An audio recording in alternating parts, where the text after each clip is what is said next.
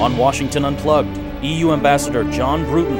Our roundtable looks at President Obama's trip to Europe and cartoonist Tom Tolles. Hello, this is Washington Unplugged. I'm John Dickerson in for Bob Schieffer. Next week, President Obama takes his first big foreign trip. He'll visit 5 countries in 8 days, attend the G20 summit, a NATO conference, and meet with the European Union. He's personally popular, but his policies on global stimulus and Afghanistan are being openly resisted.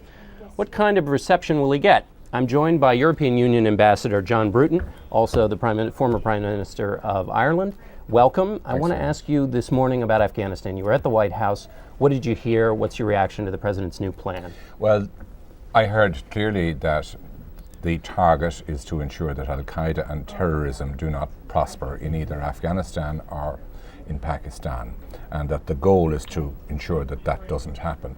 There isn't perhaps the same ambition in terms of state building and so forth that we might have heard, democracy promotion that we might have heard before, but a determination at the same time to stand behind the duly elected governments of Pakistan and of Afghanistan. Clearly a call for assistance from the rest of the world, from Europe, which will be forthcoming from Europe, to do on the civilian side what's been done on the military side by primarily US troops. But just the civilian side, no troops. There may be some additional troops for some purposes, particularly training was mentioned by President Obama, and I have no doubt that we would be willing to provide training for the Afghan army and the Afghan police. The development of the Afghan police is very, very important. The president said in his remarks, the safety of the people around the world is at stake. That's a pretty broad statement. What's your sense of that? Well, he backed that up by pointing out to a number of terrorist atrocities in Asia and in Europe, which are linked back to Al-Qaeda, which is based on the Afghan-Pakistan border. And clearly, this is a problem for everybody. There have been differences in the past as to exactly which particular means we should use to deal with it. But there is nobody who will question the President's statement that this terrorist nest represents a problem for the entire world. So this will be well received in Europe? Yes, and he emphasized that the vast majority of the victims of Al-Qaeda have been Muslims. Now, next week we have this extraordinary trip. The President is taking a lot on his plate. How will he be received broadly when he comes to Europe? Very well. I think Europeans have agreed themselves that we should stimulate our economy, and a number of European countries, those that can afford to do so, have already put stimulus plans in place, and we support the stimulus that's been given by the United States and by China.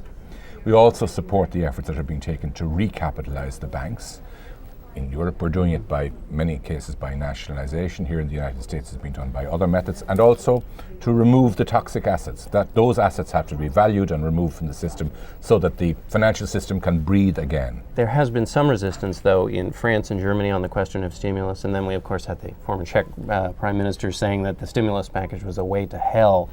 There is, though, some friction on this question of there are different. stimulus. We have a Stability and Growth Pact to govern the euro, which imposes very strict limitations on borrowing, which in normal times are absolutely reasonable, but we're not in normal times. But people are having to get used to changing policy very rapidly because the situation is changing very rapidly.